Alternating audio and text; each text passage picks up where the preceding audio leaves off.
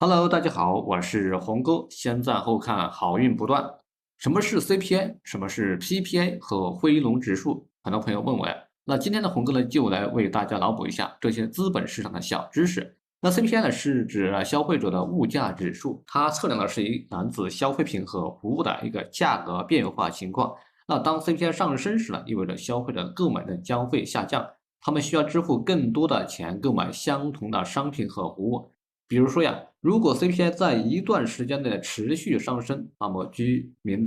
将会感受到生活成本的上升。如果 CPI 的增长率呢高于这个市场的预期，可能会导致市场担心通胀加剧，从而导致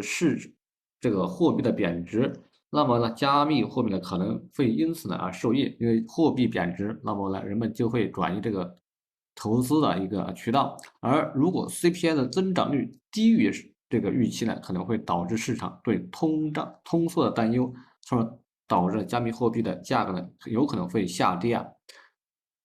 那如果是 PPI 呢？PPI 呢是什么呢？PPI 呢，它是一个生产者的一个物价指数，它衡量的是生产过程中原材料和中间产品的一个价格变化。那 PPI 的一个上涨，意味着生产成本将会增加，那么生产者呢需要支付更高的价格来购买原材料和中间产品，这可能会导致最终的产品的价格上涨。啊，比如说呢，如果 PPI 持续上升，那么企业将会面临更高的生产成本，那可能会影响到其这个利润和竞争力，同时的话也会影响到这个消费者的一个购买支付的成本。那同时的话，可能对这个市场的话呢有一定的影响，但是它的影响可能不会很大，它主要影响还是来源于企业。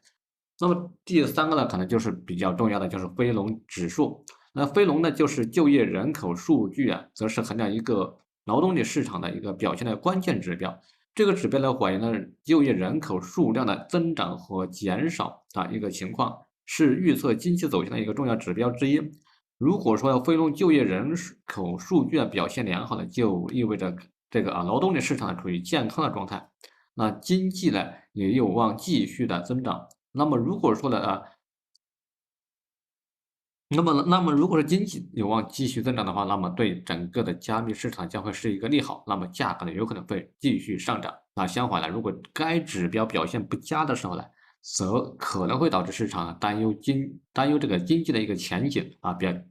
可能会出现一个衰退，可能会对这个股市的外汇市场等等产生一些不利的影响，有可能会导致价格的下跌啊。那这个呢，就是CPI 和 PPI 以及费用指数的一个三者之间的关联性，对市场对经济的一个发展的一个影响。当然，影响最大的还是这个 CPI 和这个就业人口这个非农指数这两个可能影响比较大一点。那 PPI 呢，它主要是针对这个生产方面的一个影响当然生产的和这个也会影响到这个 CPI 所以三者之间它是相互关联的。也就是 CPI 和 PPI 的非农就业人口数据都是非常重要的经济指标，它们对这个预测市场走向的和制定投资策略具有重要这个指导作用。那今天的分享呢就到这里了，如果还没有关注红哥的，可以加个关注，点个赞，我们下期再见，拜拜。